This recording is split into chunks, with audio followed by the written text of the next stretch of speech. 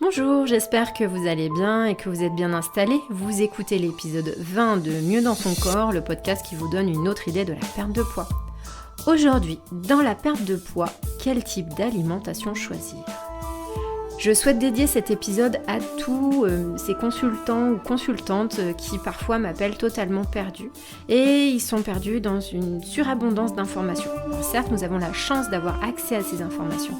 Mais pour un novice, il peut être difficile de faire le tri entre ce qu'il a vu, entendu, que ce soit dans les médias ou par le biais de ses proches. Le point commun de ces différentes personnes, c'est le souhait de clarté, d'arrêter de chercher et d'avoir enfin des réponses ou des explications pour ressentir les bénéfices de ce qu'ils entreprennent. Je suis Elisa Lio, naturopathe diététicienne. Sur ce podcast, je vous donne chaque semaine des pistes pour perdre vos rondeurs sans frustration et sans déception. Je trouve qu'il y a beaucoup d'idées reçues sur la dite bonne alimentation, notamment en ce qui concerne la perte de poids. Il y a aussi l'alimentation issue de la culture du régime, avec une alimentation notamment pauvre en graisse ou dite light. Il existe aussi un nombre important d'alimentation, cette fois issues de différents mouvements que sont par exemple le véganisme, le végétarisme, le crudivorisme, l'alimentation paléo, l'alimentation aïgéba, le jeûne intermittent, l'alimentation ayurvédique, l'alimentation cétogène, l'alimentation anti-tout, cancer, arthrose, ostéoporose, diabète, etc. J'en oublie certainement. Toutes ces alimentations ont la même promesse, vous apporter mieux-être et conserver, retrouver ou préserver votre capital santé. Alors dans cet épisode, volontairement, je ne parlerai pas des différentes alimentations issues du régime, donc hypocalorique, light, ou les régimes où il faut peser ce que vous mangez, les régimes à points, etc. Alors pour savoir ce que je pense des régimes, je vous invite notamment à écouter ou réécouter l'épisode 8 de Mieux dans son corps. Dans cet épisode, je vous propose plutôt de regarder les points communs de ces différents types d'alimentation. Personnellement, dans mes consultations, je ne prône aucune alimentation ou régime en particulier. Je vais plutôt m'attacher à vous accompagner à ce qui vous semble être la bonne solution ou ce qui vous parle comme alimentation vis-à-vis de votre objectif initial, le tout sans carence et dans le plaisir. Donc au final, existe-t-il une bonne alimentation pour perdre votre poids ?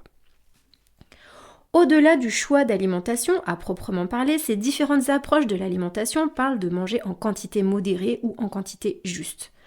Alors c'est peut-être une idée qui est dure à définir, notamment si vous êtes habitué au régime ou à l'alimentation, notamment où on vous donne des quantités où vous devez peser. Alors selon moi, ce n'est pas à moi ou à n'importe quel professionnel de santé de déterminer pour vous quelle est la quantité qui vous convient.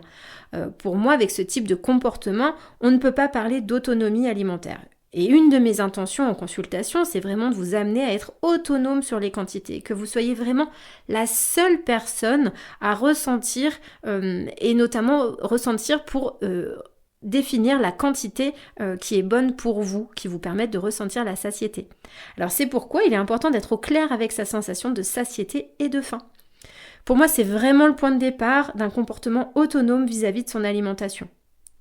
Donc le premier point de toutes ces approches, c'est de manger la quantité qui est juste pour vous et votre corps. Et cela vous amène à vous poser cette question, suis-je au clair sur ces sensations de faim et de satiété ? Alors quels sont les autres points communs ?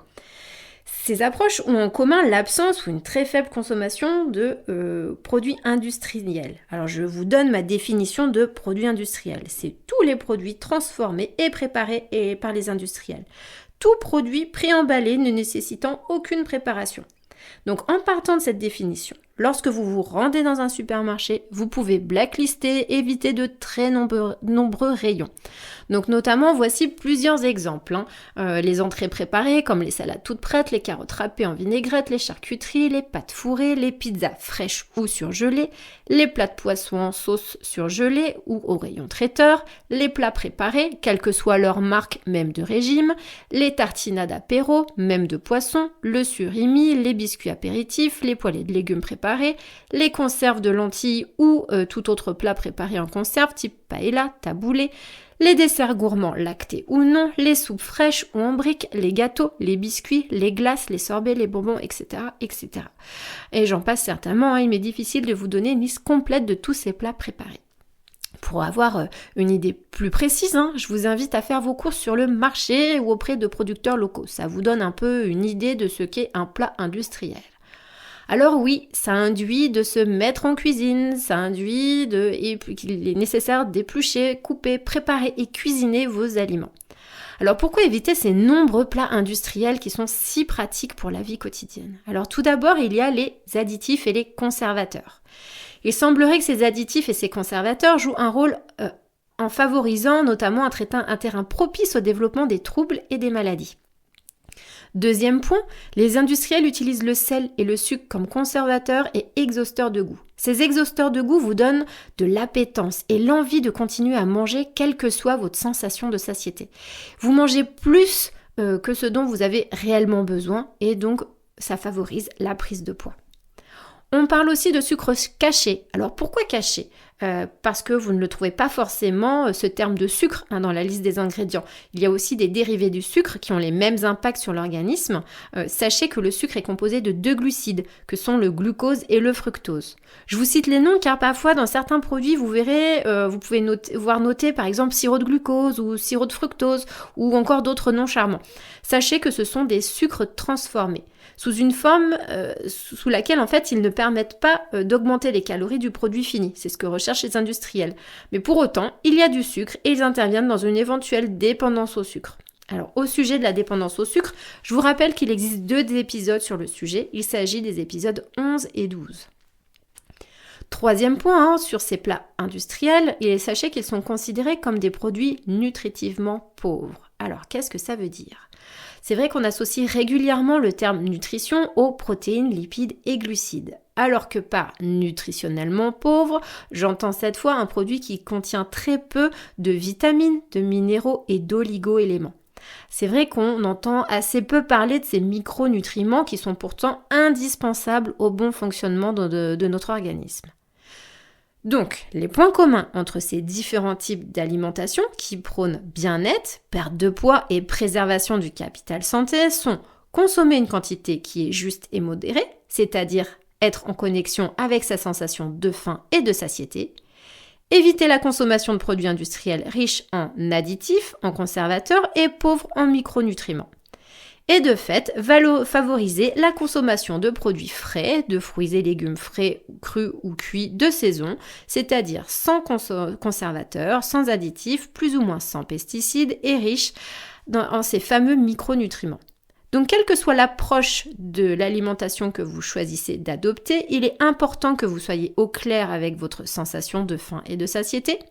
Et oui, une dite bonne alimentation va concerner la consommation de produits frais, non transformés, c'est-à-dire la consommation de fruits et légumes préparés par vous et non par les industriels, c'est-à-dire à être en cuisine. Mais vous, où en êtes-vous par rapport à ces différents éléments ? Alors je suis convaincue qu'il existe votre solution pour perdre vos rondeurs. Pour moi, à chaque personne et à chaque situation, il existe sa solution et sa réponse. Je vous remercie sincèrement de m'avoir écouté et j'attends avec impatience vos retours et commentaires. Si vous avez aimé, la meilleure manière de soutenir ce podcast est de liker, mettre 5 étoiles et le partager.